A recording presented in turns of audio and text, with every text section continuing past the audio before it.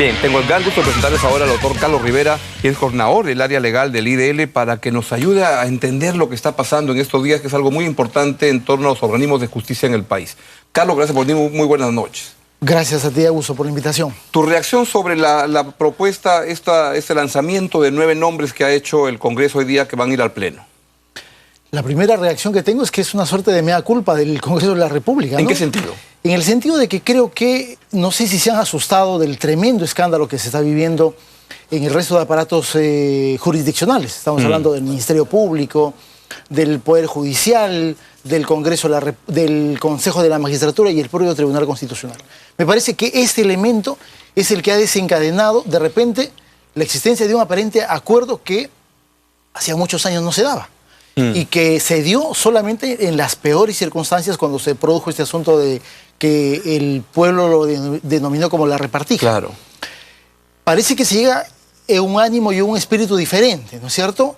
Sigue siendo un acuerdo político, sigue siendo un proceso de designación de miembros del TC por fuera del marco procesal que se había establecido para la elección regular de los miembros del Tribunal Constitucional. ¿Cuál era el marco que estaba establecido y cómo esto se saltea eso? El marco establecido era una comisión de congresistas, ¿no es cierto?, que iba a desarrollar un proceso de selección que tenía como primer paso la postulación de aquellos candidatos que se consideraban aptos para ser elegidos como miembros del TC.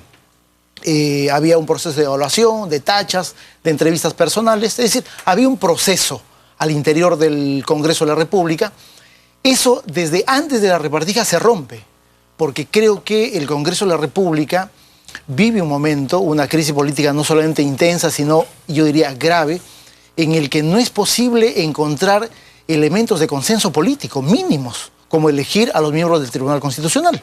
Y tenemos algún magistrado, que me parece que es el señor Vergara Gotelli, que ya tiene hace 4 años su mandato vencido. Recuerda que los miembros del TC se eligen por 6. Así es. Y de los 7 miembros del Tribunal Constitucional, parecerá una broma, pero 6 tienen el mandato vencido. Es increíble. Solamente el presidente, el señor Urbiola, es, digamos, un magistrado al que no se le puede cuestionar si tiene o no vigente el plazo. Precariedad enorme, ¿no?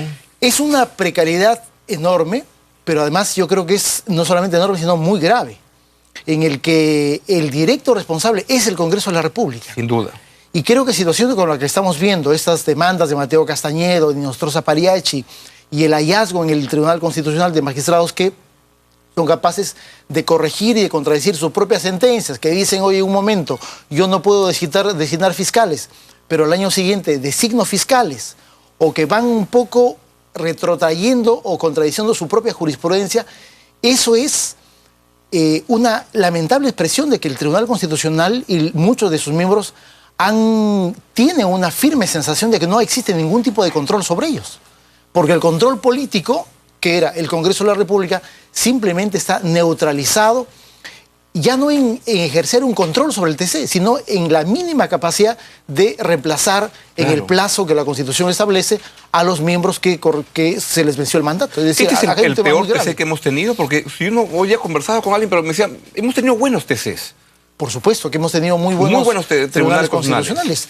Además, tribunales constitucionales que vencieron el elemento que muchas veces digo que podía ser el peor elemento en términos de combinación de jueces y políticos. Ha estado Albo Orlandini, presidente de un partido, muchas veces ministro de Estado.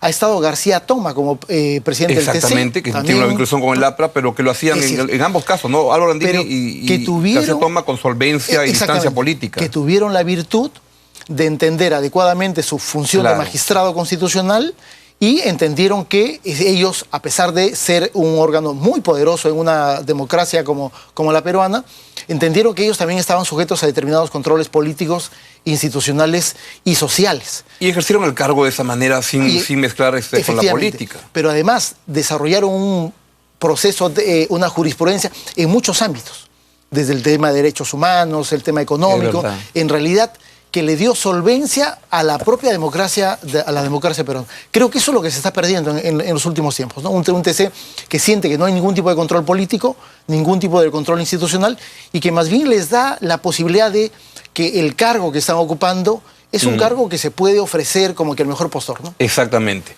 Y eso es lo que estamos viendo en ese momento. Claro, ¿no? Ya han habido especulaciones sobre que varias sentencias no salían por el derecho, sino por la billetera. Exactamente. Eso es lo peor que le puede ocurrir a cualquier juzgado. Que al más alto nivel se compren las resoluciones. Mucho más a un órgano constitucional del nivel del TC que puede tener arbitrariedades como la que estamos viviendo en este momento. Generar una crisis política en una institución también llamada a controlar ya no solamente los actos de gobierno, sino el crimen organizado, la delincuencia, el narcotráfico, el terrorismo, y ahí meten como una cuña a personajes que en realidad el órgano llamado por la Constitución a elegirlos simplemente no los ha elegido. Exactamente. Pero es una decisión del TC meterlos a como dé lugar. Ahora, con los que se han peleado con el Consejo Nacional de la Magistratura también ocurren cosas raras ahí. El Consejo de la Magistratura, exactamente, digamos, ahora serán los buenitos, pero tienen cada cuchipán y cada designación que apesta. El Consejo de la Magistratura yo creo que puede estar sintiendo en ese momento algo así como que el país se ha puesto detrás de ellos, ¿no? Porque están haciendo un reclamo frente a una arbitrariedad mayúscula del Tribunal Constitucional. Pero también es cierto que muchos de los magistrados ampliamente cuestionados, sobre todo para estos cargos de juez supremo o fiscal supremo, en realidad no han sido elegidos pues, por marcianos, han sido elegidos por el Consejo de la Magistratura, y muchas veces, a pesar de la advertencia pública de organizaciones de la sociedad civil como IDL, medios de comunicación, de que no deberían realizarse esos procesos de elección, y a pesar de eso se elige. Y por lo tanto, de alguna manera también el propio Consejo de la Magistratura está un poco recibiendo de la propia medicina que ha estado repartiendo, ¿no? Exactamente. Y ahora ambos se pelean por el Ministerio Público, por la Fiscalía de la Nación, que también está con unas sospechas enormes de haber sido capturado por intereses, pero de lo peores. Mira, Augusto, yo creo que en los últimos tiempos algunas instituciones, principalmente el Ministerio Público, han entrado en una suerte de proceso de inflexión, ¿no es cierto?, en términos del rol institucional que deben cumplir en una democracia. En el caso del Ministerio Público es muy concreto, perseguir los hechos delictivos. Y perseguirlos y buscar su sanción.